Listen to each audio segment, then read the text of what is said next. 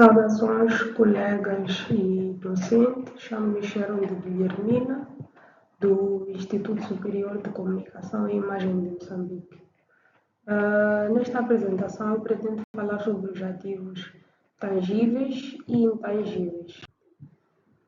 Bom, nesta área, muitas questões se colocam ao contabilista. Questões como quais são os critérios a seguir para capitalizar um dispêndio ou para o levar a gastos do período, qual é o critério de mensuração subsequente ao reconhecimento inicial, o que se deve incluir no custo de um bem do ativo tangível, como se trata as perdas por imparidades. Estas e mais questões, as normas 13 e 14 vão responder, pois elas têm o objetivo de estabelecer o tratamento contabilístico dos ativos tangíveis e também definir quando devem ser reconhecidos como ativos, como devem ser mensurados inicialmente e posteriormente, como devem ser feitas as depreciações e as perdas por imparidade, e que informações devem ser divulgadas nas demonstrações financeiras. Bom, o que é um ativo tangível? Os ativos tangíveis são os ativos que são detidos para uso na produção ou fornecimento de bens e serviços, para arrendamento a terceiros ou para fins administrativos e que se espera que sejam usados durante mais do que um período. Salientar que um ativo tangível é um bem físico que é usado na atividade operacional da empresa e tem vida superior a um ano e esperam-se obter benefícios econômicos. Mensuração do ativo tangível. Na mensuração inicial, de acordo com a norma de contabilidade de relato financeiro 13, que trata dos ativos tangíveis, os bens do ativo tangível são inicialmente valorizados pelo seu custo. Os aspectos a levar em conta na mensuração inicial são as seguintes: componente do custo, capitalização de encargos financeiros, determinação do custo quando o pagamento é diferido para além das condições normais de crédito, troca de ativos não monetários ou com ativos monetários e não monetários, trabalho à própria entidade, para a própria entidade, bens recebidos para a doação e componentes. Bom, tenho aqui um exemplo dos componentes a serem levados em consideração. Quando se compra uma máquina, o que deve-se ter em conta é o preço da máquina, o transporte para adquirir a máquina e a instalação, onde a máquina poderá se encontrar. E no final de tudo, iremos obter um custo total. Bom, ao se obter um ativo tangível, o primeiro passo a fazer é fazer o lançamento de aquisição. O lançamento de aquisição é simples quanto debitar a conta 32 de ativos tangíveis e acreditar a conta 12 ou 11, caixa e bancos, respectivamente, e com o valor total que foi calculado através de todos os aspectos que nós tomamos em consideração anteriormente. Os ativos tangíveis, após serem adquiridos e passarem um tempo na empresa, eles sofrem uma depreciação ou amortização. A depreciação é o processo de reconhecer sintaticamente o desgaste ou a perda do valor de um ativo tangível. E isso acontece ao longo do tempo devido ao uso. Acontece um desgaste, ao envelhecimento ou obsolescência. Existem vários métodos de cálculo da amortização. Vou apresentar primeiro o método de cotas constantes. O método de cotas constantes é um método em que a depreciação é distribuída de forma uniforme ao longo da vida útil do ativo. O que eu quero dizer com isso? Que se nós usamos um método de cotas constantes para um bem de 1 milhão de meticais e o bem irá depreciar-se com valores constantes ao longo dos anos. Tanto é que a fórmula nos explica como é que isso funciona. Temos a amortização anual, que será igual ao valor de aquisição menos o valor residual do bem sobre o número de anos que se estima que o ativo irá durar.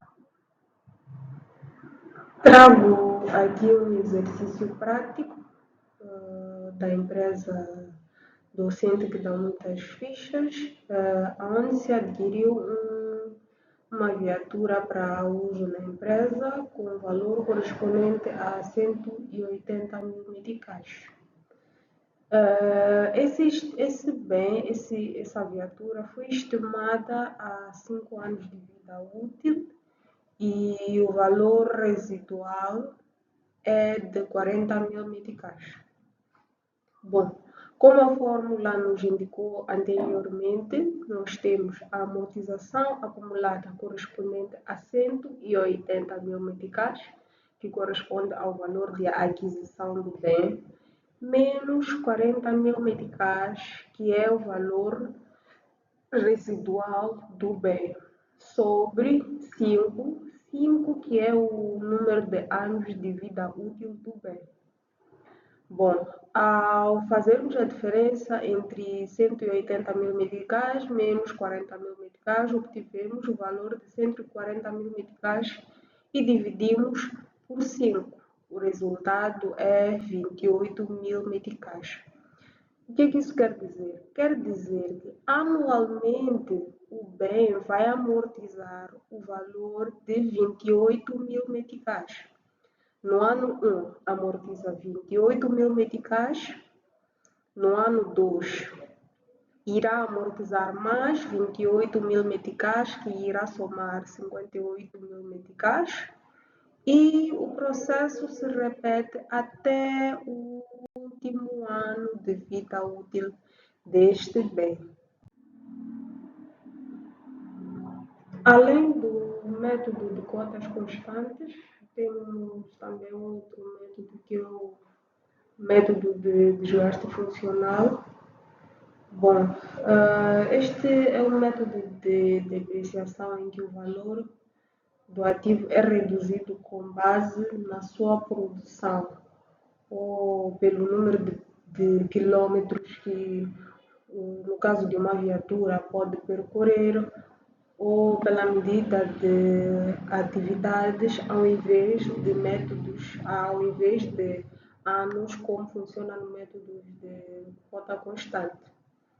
A fórmula correspondente é amortização anual igual ao utilizável sobre a capacidade vezes o valor de aquisição menos o valor residual. Bom, temos um exemplo prático. Na empresa Ability, adquiriu-se uma moto para uso na empresa com um valor correspondente a 300 mil meticais e que se estima a 5 mil quilômetros de vida útil, sendo o valor residual de 20 mil meticais. Esta viatura, no primeiro ano, percorreu 1.400 quilômetros. No segundo ano, percorreu 1.800 quilômetros e no terceiro ano 1.800 quilômetros. Aqui o nosso objetivo é calcular a amortização anual usando o método de desgaste funcional. Bom, como a fórmula indicou, nós colocamos a amortização anual do ano 1 igual a 1.400 quilômetros, que corresponde à distância em que a viatura percorreu no ano 1 sobre a capacidade desta viatura, que são 5.000 quilômetros, vezes o valor da aquisição, que são 300.000 meticais, menos 20.000 meticais, que corresponde ao valor residual da viatura. A divisão entre 1.400 por 5.000 é 0,28 e multiplicamos este valor pela diferença entre os 300.000 menos os 20.000 meticais, que deu-nos o resultado de 280.000 meticais. Bom, 0,28 vezes 280.000 meticais são 78.400. Esta é que foi a amortização do ano 1. Bom, para os anos seguintes nós fazemos o mesmo, nós vamos seguir o mesmo passo. A amortização anual do ano 2 foi percorrido pelo carro 1.800 quilômetros sobre 5.000, que é a capacidade da viatura, vezes o valor da aquisição, menos o valor residual. A amortização anual do ano 2 será 100.800. No ano 3 teremos 100.800. Já na amortização acumulada, nós faremos o somatório dos valores correspondentes às amortizações ao longo dos anos, diferente do método de cotas constantes, que nós obtivemos um único valor e multiplicamos pelo número de anos de vida útil do bem. Como no primeiro ano nós tivemos 78.400, na amortização acumulada do ano 1, iremos lançar o valor de 78.400. Na amortização acumulada do ano seguinte, que é o ano 2, iremos adicionar ao valor de 78.400 o valor de 100.800, que foi o valor da amortização anual do ano 2. Aos 179.200, iremos adicionar também 100.800 meticais, que corresponde à amortização anual do ano 3. Bom, por último temos o método de cotas degressivas, que é um método de depreciação em que o valor do ativo diminui mais rapidamente nos primeiros anos de vida útil e menos nos anos seguintes. A fórmula é: a amortização anual é igual ao ano sobre a soma de dígitos vezes o valor de aquisição menos o valor residual. Temos também um exercício prático. O exercício diz o seguinte: a empresa Águas adquiriu um sofá para o uso na empresa no valor de 13.000 meticais, estimado a 3 anos de vida útil, sendo o valor residual de 4.000 meticais. Calcule a amortização anual. Bom, uma vez que usamos a soma de dígitos do método de cotas degressivas, primeiro iremos fazer o cálculo da soma de dígitos. O exercício nos diz que o tempo estimado de vida útil deste bem é de 3 anos. No entanto, iremos fazer o somatório do ano 1, ano 2 e ano 3. 1, 2 e 3, o somatório dá 6.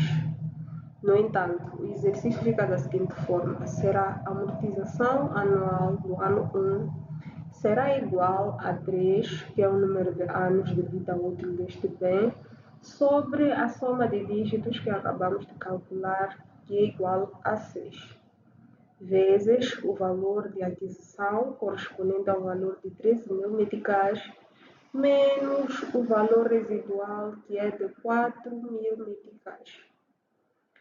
Bom, este cálculo irá nos dar o valor de 4.500 meticais. No ano seguinte, que é o ano 2, iremos calcular 2, correspondente ao segundo ano de amortização, sobre 6, que é o valor da soma de dígitos, vezes o valor de aquisição menos o valor residual. Fazemos o mesmo processo para o ano 3, que é o último ano, e obteremos o valor de 1.499 meticais,40 centavos. Depois de fazermos o cálculo da amortização, de acordo com o método que a empresa escolheu, faremos o lançamento desta mesma amortização. Nos lançamentos nós podemos encontrar dois métodos, que é o método direto ou o método indireto. No método direto, nós lançamos a débito a 65, amortização de período, e a subconta 651 e ativos tangíveis, pois o ativo que está a ser amortizado é um ativo tangível. A crédito, iremos colocar a conta 32, correspondente aos ativos tangíveis. No método indireto, iremos lançar a conta 65, amortizações de período, 651, que é a subconta ativos tangíveis, e creditar a conta 38, amortizações acumuladas, 382, ativos tangíveis.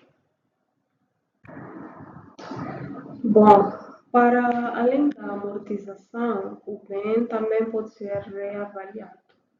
Bom, voltando desde o início até agora, temos em conta já de que o valor, ou seja, um bem, primeiramente deve ser registrado, deve ser lançado, aprendemos como se faz o lançamento. A seguir, com o passar dos anos, o ativo amortiza, se for usado. Neste caso, faremos o lançamento e o cálculo correspondente da amortização. E também, que é o caso presente, podemos reavaliar o ativo. O que é reavaliação? Reavaliação é o ajuste do valor contabilístico de um ativo tangível quando este sofre melhorias significativas. Bom, o que isso quer dizer? No caso de uma viatura, quando essa viatura é mudada a chaparia, motor antigo é substituído por um motor novo, esta viatura está a sofrer remodelações que irão resultar no aumento do seu valor econômico e da capacidade útil de vida deste mesmo bem. Bom, trago aqui um exemplo prático. A empresa Mamoru-kun adquiriu uma moto para o uso na empresa no valor de 300.000 meticais e se estima a 5.000 quilômetros a vida útil desta motorizada. Sendo o valor residual de 20.000 meticais, no seu primeiro ano percorreu 1.400 quilômetros. No segundo ano, percorreu 1.800 quilômetros e no terceiro ano, percorreu 1.800 quilômetros. Vamos calcular a amortização anual primeiro. Bom, para esta amortização, nós vamos usar o método de desgaste funcional. Como já aprendemos anteriormente, fazemos o valor que o ano percorreu sobre a vida útil deste mesmo bem vezes o valor de aquisição menos o valor residual. Para o ano 1, teremos 78.400 meticais. Para o ano 2, teremos 100.800. E para o ano 3, teremos o valor de 100.800 também. Já na amortização acumulada do ano 1, faremos o seguinte: lançaremos a amortização anual do ano 1, que corresponde a valor de 78.000 meticais e 400. No ano 2, faremos o somatório do valor da amortização anual do ano 1 mais o somatório do valor da amortização anual do ano 2, que isto nos dará o valor de 179.200.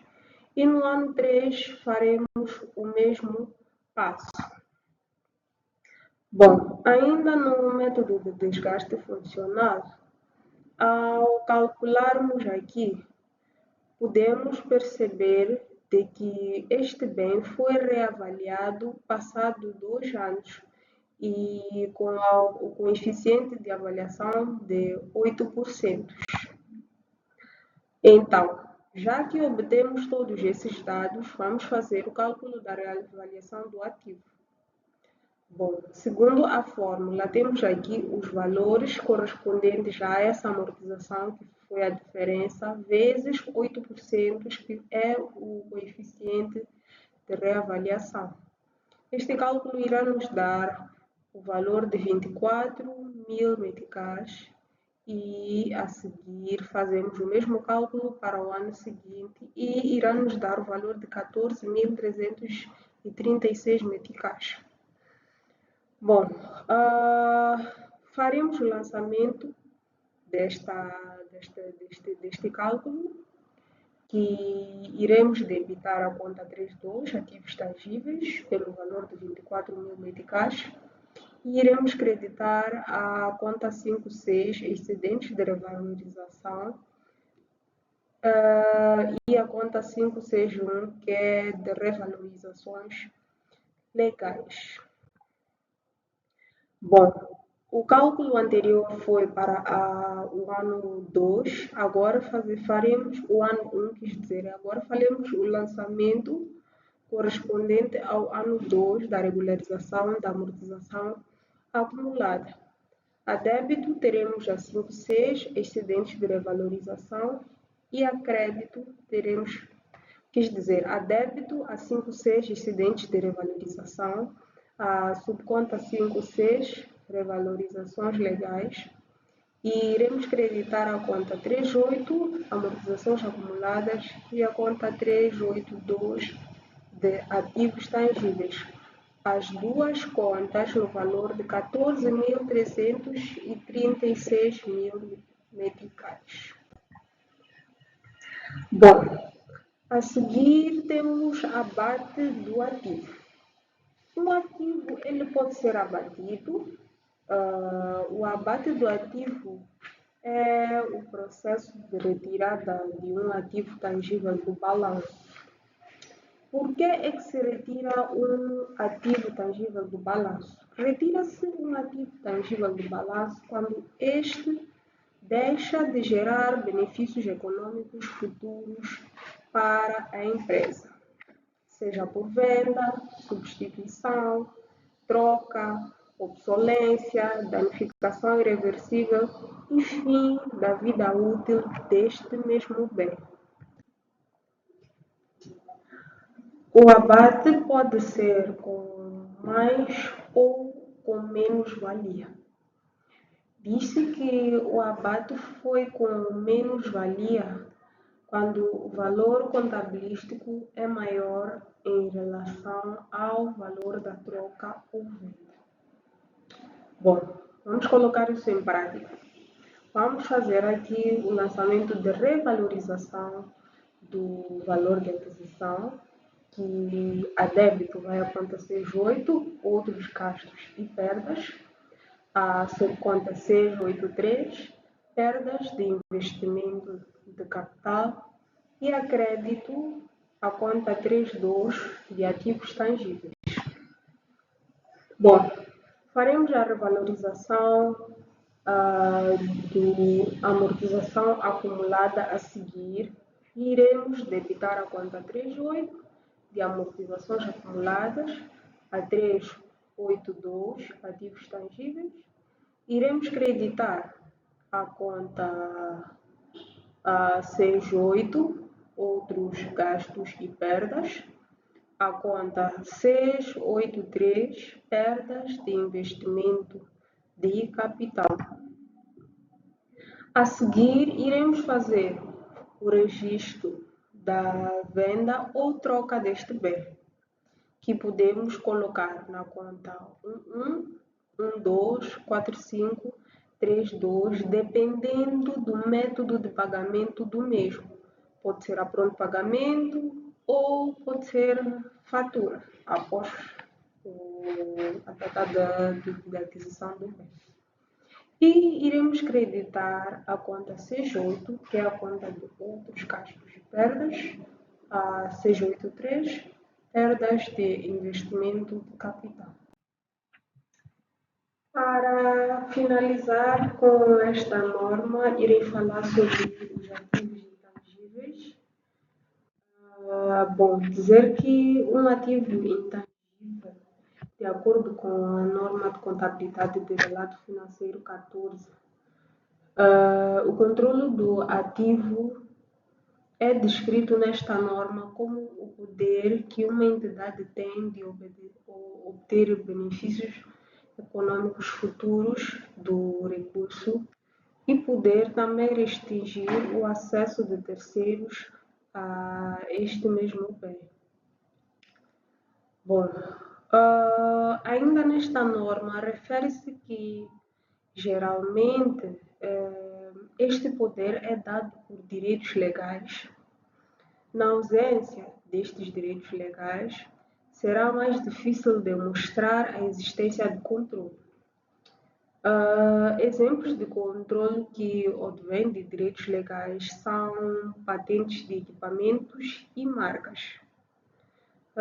O pessoal especializado e a lista de clientes ou quota do mercado são exemplos apontados pela norma de contabilidade de relato financeiro 11.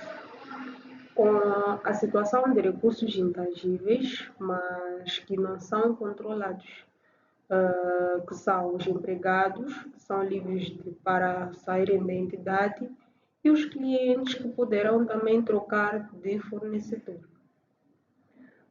Sobre os benefícios econômicos futuros, esta norma nos diz que os benefícios econômicos futuros que fluem de um ativo intangível podem incluir réditos da venda de produtos ou serviços, também economia de custos ou outros benefícios resultantes do uso do ativo pela entidade. Ainda nesta norma, dizer que os dispêndios reconhecidos como gastos em anos anteriormente ou no relato financeiro intercalar não podem ser capitalizados em períodos subsequentes. O reconhecimento de um ativo intangível poderá decorrer das seguintes situações: aquisição separada, aquisição como parte de uma concentração de atividades empresariais, troca de ativos, aquisição por meio de um subsídio do governo e ativos intangíveis gerados internamente na entidade. Na aquisição separada, os critérios de reconhecimento são normalmente cumpridos. No entanto, os dispêndios subsequentes à aquisição deste ativo intangível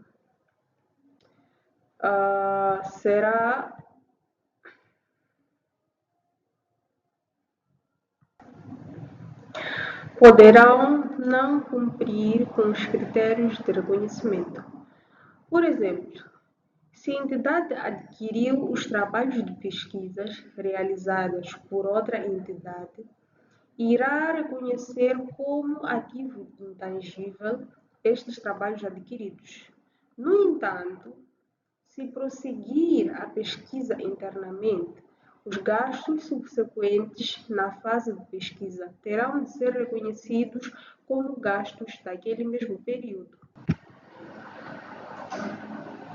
Bom, ainda neste âmbito, surge uma questão que é dirigida a um organismo regulador de contabilidade e irei dar aqui a respectiva resposta a esta questão. Bom, qual é que é o tratamento contabilístico inerente aos dispêndios de construção ou do website desenvolvido por uma entidade terceira? Bom, os websites podem ser utilizados para diversos fins, tais como promover e publicitar produtos, serviços de uma entidade, proporcionar serviços eletrônicos e vender produtos e serviços.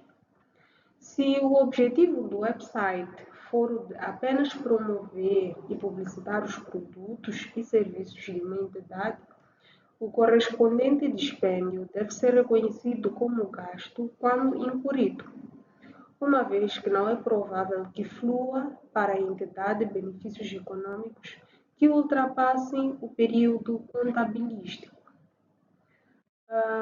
Se o website, para além dos aspectos publicitários, construir uma plataforma para a regularização de negócios online, esperando-se, por conseguinte, que o seu uso flua a benefícios econômicos futuros para a entidade, então o seu custo poderá ser reconhecido como um ativo intangível se encontrarem reunidas todas as condições que são previstas na norma de contabilidade de relato financeiro 14 dos ativos intangíveis.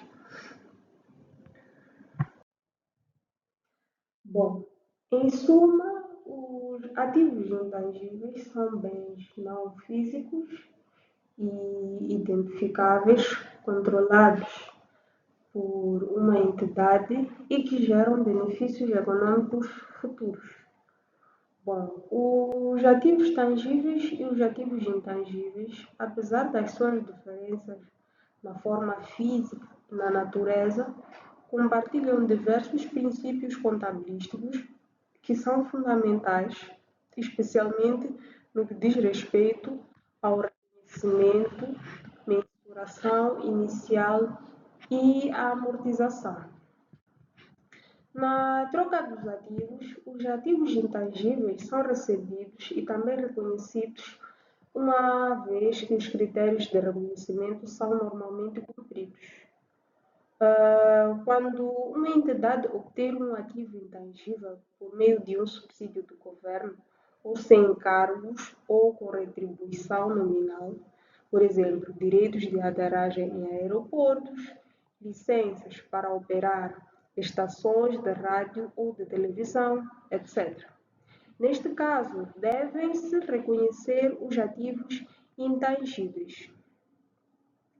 A pesquisa, no contexto de despesas com pesquisas, a pesquisa é uma investigação original e planeada que é levada a efeito com a perspectiva de obter novos conhecimentos científicos ou técnicos.